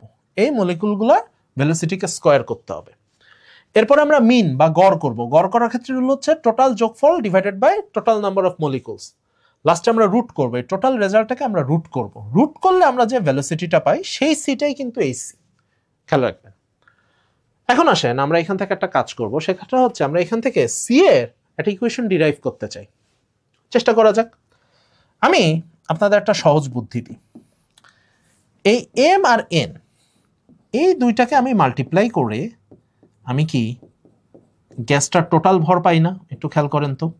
এই দুইটাকে মাল্টিপ্লাই করলে আমি এই যে গ্যাসটার যে ম্যাস, সেই ম্যাসটা পাবো। তাই যদি আমি পাই, তাহলে আমি এই ফর্মুলাটাকে এভাবে লিখতে পারি। এম এন এর পরিবর্তে আমি ডাব্লিউ লিখলাম। ডাব্লিউ এখানে আমি দাবি করতেছি গ্যাসের ম্যাস। একটু আগেই আমরা একটা ইকুয়েশন পড়লাম না, PV equal to W by M RT. এই দুই সাইড থেকে আমি ডাব্লিউ ডাব্লিউ কেটে দিই, তাহলে ফাইনাল আমি সি ইকুয়াল টু পাচ্ছি √3 RT বাই এম। তাহলে আমরা একটা ফর্মুলা পেয়ে গেলাম। কোনটা কি? আর এর ভ্যালু আমরা জানি আইডিয়াল গ্যাস কনস্ট্যান্ট, টি আমরা জানি টেম্পারেচার, এমটা এখানে মলিকুলার মাস, তাই তো? চাইলে আপনি এটাকে এভাবেও লিখতে পারেন, এটাকে এভাবেও লিখতে পারেন। আর এর পরিবর্তে কে লিখতে পারেন? বড় হাতের এম এর পরিবর্তে ছোট হাতের এম লিখতে পারেন। এই এমটা হচ্ছে এই এম, একটা অণুর ভর।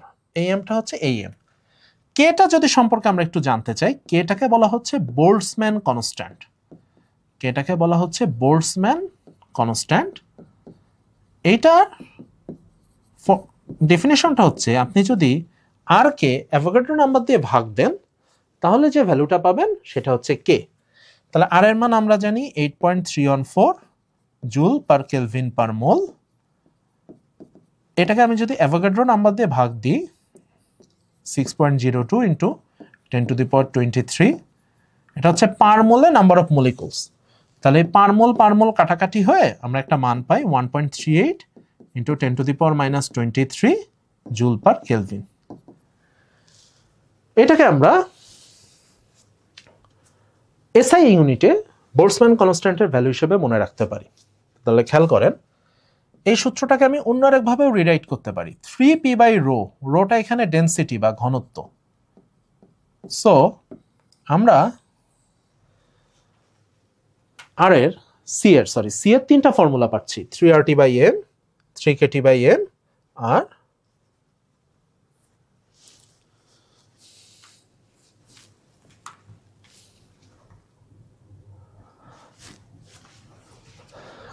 p/ρ।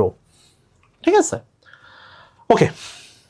আরেকটা ফর্মুলা আমি এখান থেকে রিরাইট করতে চাই, সেটা হলো আমরা একটা গ্যাসের যদি কাইনেটিক এনার্জি হিসাব করতে চাই, তাহলে খেয়াল করেন, আমরা এটা কি জানি যে E = ½ mv², মেবি আমরা সবাই জানি।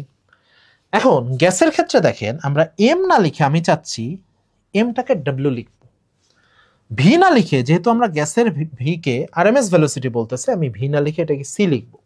তাহলে আমি যদি কোনো একটা গ্যাসের কাইনেটিক এনার্জি 1/2 wc² বলি, নিশ্চয় আপনারা আপত্তি করবেন না। এখন আসেন,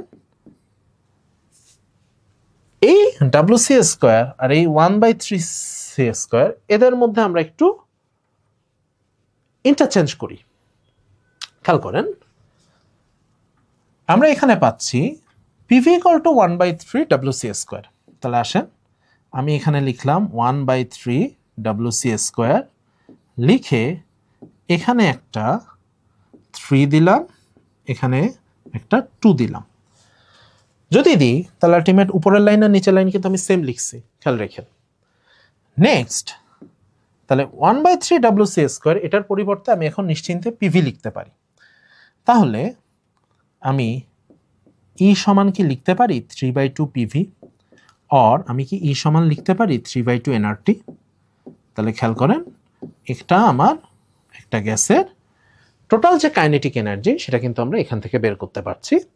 আমরা একটু আগে গতিতত্ত্বে কি পড়েছিলাম, কাইনেটিক থিওরিতে, যে E হবে T এর প্রপোর্শনাল, যেহেতু N আর R আমার কনস্ট্যান্ট। তাহলে আমরা কিন্তু এখান থেকে এটাও বলতে পারছি যে একটা গ্যাসের কাইনেটিক এনার্জি তা T এর প্রপোর্শনাল হবে।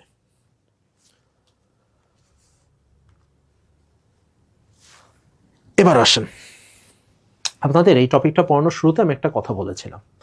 কথাটা ছিল এরকম যে এই যে এতক্ষণ আমরা যে ফর্মুলাগুলো পড়লাম, এই প্রত্যেকটা ফর্মুলায় আমার দুইটা মানে প্র্যাকটিক্যালি কোনো গ্যাস মেনে চলবে না।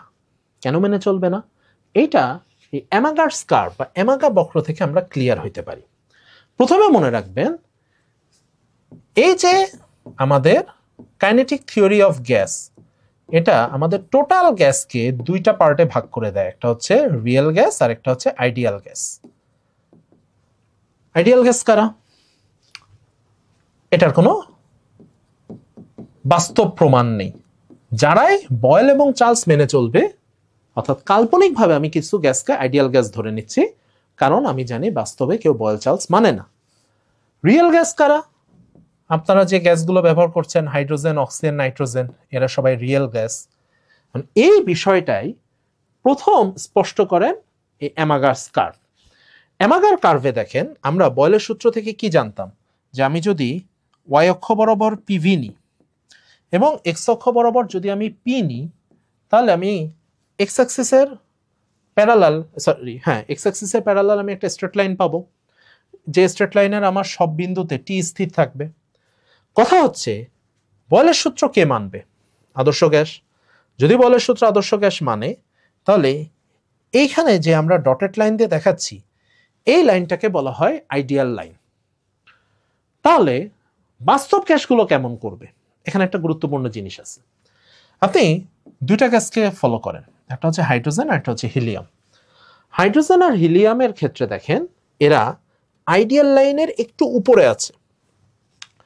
যদি আইডিয়াল লাইন থেকে উপরে থাকে, তাহলে আমরা এদেরকে বলি পজিটিভ ডেভিয়েশন, ধনাত্মক বিচ্যুতি। সো আপনি দুইটা গ্যাসের নাম মনে রাখবেন, যারা অলওয়েজ আইডিয়াল লাইন থেকে পজিটিভ ডেভিয়েশন দেখায়, একটা হচ্ছে হাইড্রোজেন, একটা হচ্ছে হিলিয়াম। একটু খেয়াল রাখবেন, হিলিয়ামের ডেভিয়েশনটা হাইড্রোজেনের তুলনায় একটু কম হবে। আমরা যদি অন্য গ্যাসগুলো নোটিস করি, সে নাইট্রোজেন, অক্সিজেন, কার্বন ডাইঅক্সাইড, তাহলে দেখেন আপনার প্রেশার যখন কম ছিল তখন এই গ্যাসগুলো প্রথমে নেগেটিভ ডেভিয়েশন দেখিয়েছে। এরপরে যখন আপনার প্রেশার বাড়লো তখন এই গ্যাসগুলো আস্তে আস্তে একটা পর্যায়ে যে পজিটিভ ডেভিয়েশন দেখানো শুরু করলো। এখানেও কিন্তু আমাদের একটা কোশ্চেন আসছে। কোশ্চেনটা কি জানেন? আমি নাইট্রোজেনের বেলায় ডেভিয়েশন পাচ্ছি কম, অক্সিজেনের বেলায় ডেভিয়েশন পাচ্ছি আরেকটু বেশি, কার্বন ডাইঅক্সাইডের বেলায় ডেভিয়েশন পাচ্ছি আরো বেশি। তাহলে এখানে আমাদের কোনো রুল আছে কিনা ডেভিয়েশনের, যে কার বেলায় ডেভিয়েশন কম বেশি হবে? এটা কিন্তু সহজে বলা যায়। কিভাবে বলা যায়? একটা জিনিস মনে রাখবেন, কেন এই গ্যাসগুলো ডেভিয়েশন দেখাচ্ছে এটা আমি পরের স্লাইডে ক্লিয়ার করব, কিন্তু কার ডেভিয়েশন কম বা বেশি হবে এটা আগেই আমরা বলে দিতে পারি। সবার আগে একটা জিনিস মনে রাখবেন, এই যে ডেভিয়েশনগুলো হচ্ছে, এই ডেভিয়েশনটা হচ্ছে কিন্তু দুইটা পয়েন্টের কারণে। তার মধ্যে সবথেকে যেটা গুরুত্বপূর্ণ পয়েন্ট সেটা হলো, আমরা জানি যে যে কোনো গ্যাসের মলিকুল বলেন বা অণু বলেন বা পরমাণু বলেন, অণুই বলি, অণুগুলোর মধ্যে একটা আকর্ষণ বল কাজ করে, যে আকর্ষণ বলটাকে আমরা নাম দিয়েছি ভ্যান ডার ওয়ালস আকর্ষণ বল। ঠিক আছে? এই ভ্যান ডার ওয়ালস আকর্ষণ বলের মান যত বেশি হয়, এই ডেভিয়েশনটা তা কিন্তু তত বেশি হয়।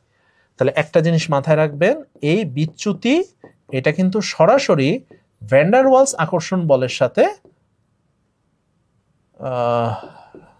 রিলেটেড। পুরোটার আমি লিখলাম না, শুধু ভ্যান ডার ওয়ালস লিখলাম। হ্যাঁ, এই বিচ্যুতিটা কিন্তু সরাসরি ভ্যান ডার ওয়ালস আকর্ষণ বলের সাথে রিলেটেড। তাহলে ভ্যান ডার ওয়ালস বল কখন বেশি কখন কম এটা আমি কেমনে বুঝবো? এটা আরো সহজ। ভ্যান ডার ওয়ালস বলটা সে আবার রিলেটেড অণুর আকারের বা অণুর ভরের সাথে। আমি এটাকে আরো সহজ করে দিই, আণবিক ভর যত বেশি, মলিকুলার মাস যত বেশি হবে, মনে রাখবেন ভ্যান ডার ওয়ালস বলও কিন্তু তত বেশি হবে। তাহলে আমি যদি এইভাবে চিন্তা করি, বিচ্যুতি ইজ প্রপোর্শনাল টু আণবিক ভর, এটা কিন্তু খুব একটা ভুল হবে না। অর্থাৎ খেয়াল করেন, নাইট্রোজেন এটার আণবিক ভর 28, অক্সিজেন এটা আণবিক ভর 32, কার্বন ডাইঅক্সাইড এটার আণবিক ভর 44। তাহলে আণবিক ভর যত আমার বাড়ছে তত ডেভিয়েশন কিন্তু তত বাড়ছে। তাহলে ডেভিয়েশনের সাথে আমরা সরাসরি আণবিক ভরের একটা লিঙ্ক পাচ্ছি। এখন আমি আপনাদের একটা কোশ্চেন দিই, আমি দুইটা গ্যাস দিলাম, একটা HCl, একটা CO2।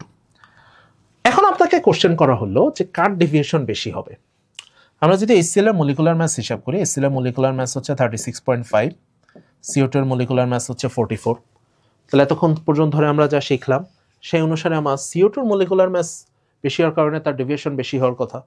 কিন্তু মজার বিষয়, ডেভিয়েশনের বেলায় HCl কিন্তু CO2 এর চেয়ে বড় হবে। তাহলে আমরা আরেকটু বিপদে পড়লাম, HCl কেন আবার CO2 কে ক্রস করলো? এখানে একটা ইন্টারেস্টিং বিষয় আছে। আমরা যখন নন পোলার গ্যাসগুলো নিয়ে কাজ করব, খেয়াল করেন, নন পোলার গ্যাসগুলো নিয়ে কাজ করব তখন এই ফর্মুলা কাজ করবে। কিন্তু গ্যাসটা যদি পোলার গ্যাস হয়, পোলার গ্যাসের বেলায় এই ডেভিয়েশনটা তখন তখন আণবিক ভরের ক্ষেত্রে আর আপনার তাকানোর দরকার নেই। যে কোনো পোলার গ্যাস নিলে, সে HCl, যে কোনো পোলার গ্যাস হলে তার ডেভিয়েশন অলওয়েজ নন পোলার গ্যাসের চেয়ে বেশি হবে। সো যে কোনো পোলার গ্যাস সর্বদা নন পোলার গ্যাসের থেকে অধিক বিচ্যুতি বা অধিক ডেভিয়েশন শো করবে। এই বিষয়টা কিন্তু আপনারা সবার আগে মাথায় রাখবেন, কারণ এই কোশ্চেনটা খুব ইম্পর্টেন্ট, যে কোন রিয়েল গ্যাস কত বেশি ডেভিয়েশন দেখাবে। ওকে, তাহলে আমরা যদি পরের স্লাইডে যাই, তাহলে এই যে এতক্ষণ ধরে আমরা ডেভিয়েশনের কথা বললাম, এই ডেভিয়েশনটা কেন হচ্ছে, এখানে দুইটা পয়েন্ট আইডেন্টিফাই করা হয়েছে। একটা বলা হয় ভলিউম ডিফেক্ট বা ভলিউম এরর, আর একটাকে বলা হয় প্রেসার ডিফেক্ট বা প্রেসার এরর। ভলিউম ডিফেক্টটা কেন বলা হচ্ছে খেয়াল করেন, আমরা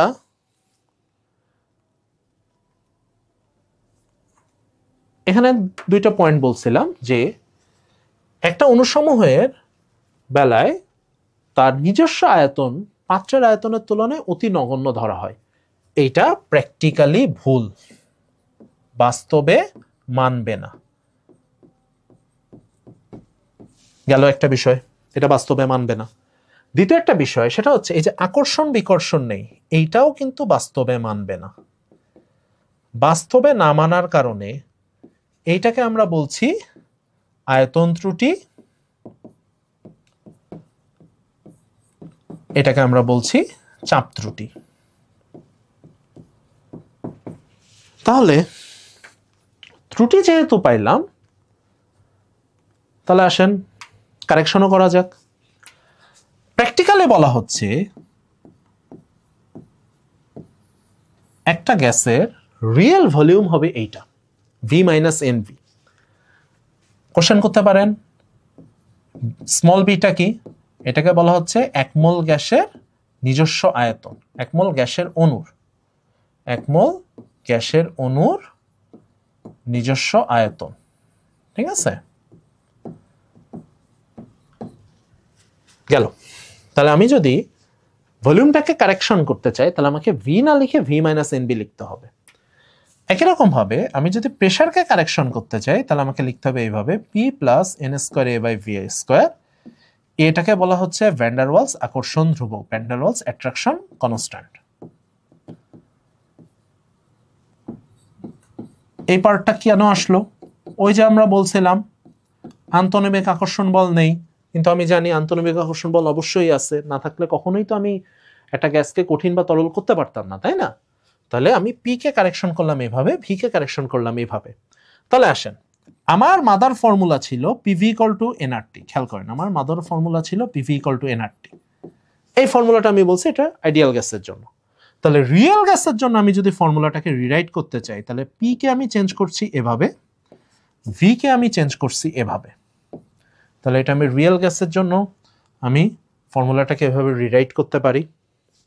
যদি আমি এভাবে রিরাইট করতে পারি তাহলে এই যে ফর্মুলাটা আমরা পেলাম, এই ফর্মুলাটাকে রিয়েল গ্যাসের ফর্মুলা বলা যায়, অথবা এটাকে আমরা ভ্যান ডার ওয়ালস সমীকরণ বা ভ্যান ডার ওয়ালস ইকুয়েশন এই নামেও ডাকতে পারি।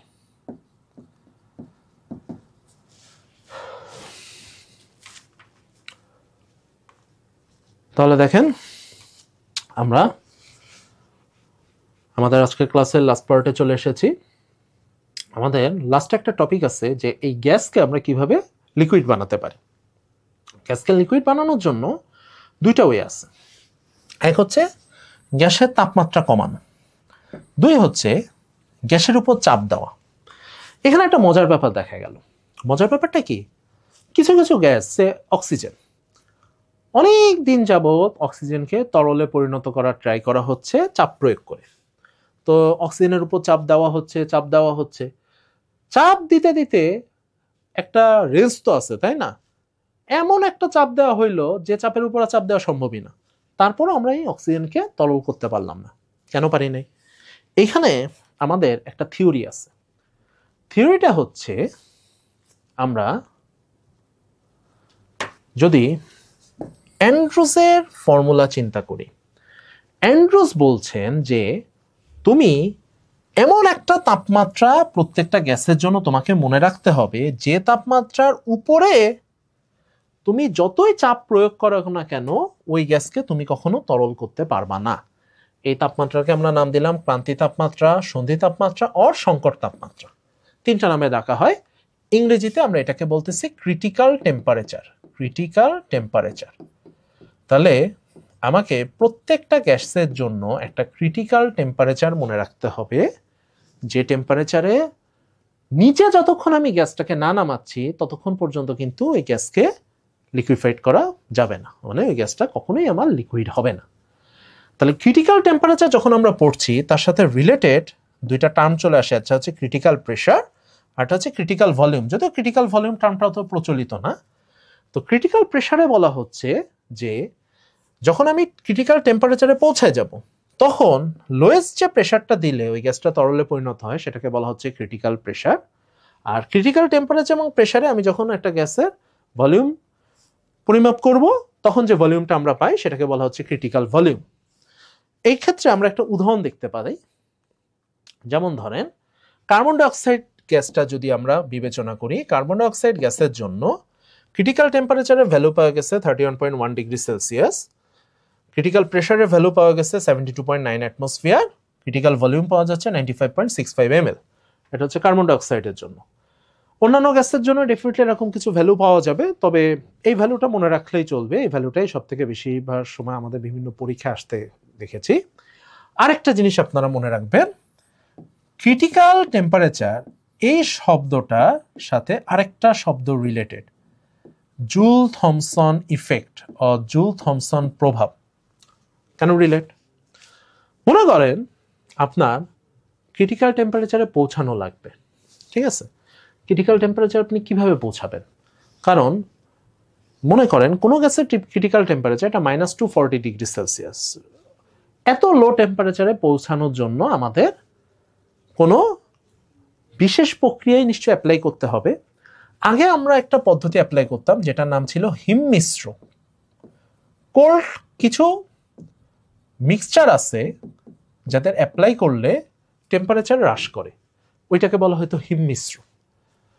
কিন্তু কথা হচ্ছে সব হিম মিশ্রর এই পদ্ধতিটা সবার জন্য কার্যকর না, কারণ এইটা আপনার একটা ফিক্সড টেম্পারেচারে দিতে পারে, কিন্তু আপনার যখন আপনার ক্রিটিক্যাল টেম্পারেচার আপনার যেতে হবে তখন এক একটা টেম্পারেচার এক এক রকম। কিন্তু হিম মিশ্রর ক্ষেত্রে দেখা যাচ্ছে কেউ এটা আপনাকে -40-তে নামাবে, কেউ -100-এ নামাবে, কিন্তু এই টেম্পারেচারটা আপনি ভ্যারি করাইতে পারবেন না।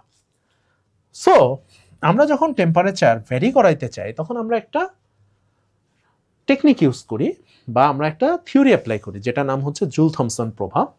মূলত জুল থমসন প্রক্রিয়াটা হচ্ছে একটা এডিয়াবেটিক এক্সপ্যানশন। বাংলায় যদি বলি তাহলে জুল থমসনকে বলা যায় রুদ্ধতাপীয় প্রসারণ, ঠিক আছে? বাংলায় যদি বলি তাহলে এটাকে আমরা রুদ্ধতাপীয় প্রসারণ বলতে পারি, ঠিক আছে? এই প্রক্রিয়ায় কি করা হয়? মনে করেন খুব সরু ছিদ্রপথে কোনো একটা গ্যাসকে অনেক হাই প্রেসারে রাখা হচ্ছে। এই গ্যাসটাকে আপনি খুব কম টাইমের মধ্যে একটা অ্যাড্রাপ্টলি হঠাৎ করে যদি এই গ্যাসটাকে আপনি এক্সপ্যান্ড হতে দেন তাহলে তার টেম্পারেচার হ্রাস পায়। অর্থাৎ জুল থমসন প্রভাবে একটা গ্যাসের তাপমাত্রাকে হ্রাস করানো হয়।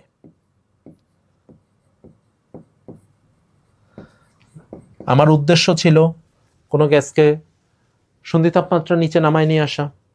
আমি এটা কিভাবে নামায় নিয়ে আসতে পারি? আপনার জুল থমসন প্রভাব অ্যাপ্লাই করে আপনি তার তাপমাত্রা কমাতে পারেন। কমাতে কমাতে কমাতে কমাতে এমন একটা পর্যায়ে নিয়ে আসলে যে তখন তার সন্ধি তাপমাত্রার নিচে আপনি তাকে নামাতে সক্ষম হলেন। যদি সক্ষম হন তাহলে আপনি তখন এই সন্ধি চাপ প্রয়োগ করে বা একটা নির্দিষ্ট প্রেশার প্রয়োগ করে আপনি তাকে লিকুইফাইড করতে পারবেন। এটাকেই বলা হয় একটা গ্যাসকে তরলীকরণ করা সবথেকে স্মার্ট প্রসেস বা থিওরিটিক্যাল সবথেকে বেস্ট প্রসেস বলতে পারেন। এইটা আমরা তো আর প্র্যাকটিক্যালি করছি না। তাহলে আমাদের গ্যাস রিলেটেড আজকের যে লেকচারটা ছিল সেই লেকচারটাতে আমরা তাহলে মূলত গ্যাসের লগুলো পড়লাম। আমরা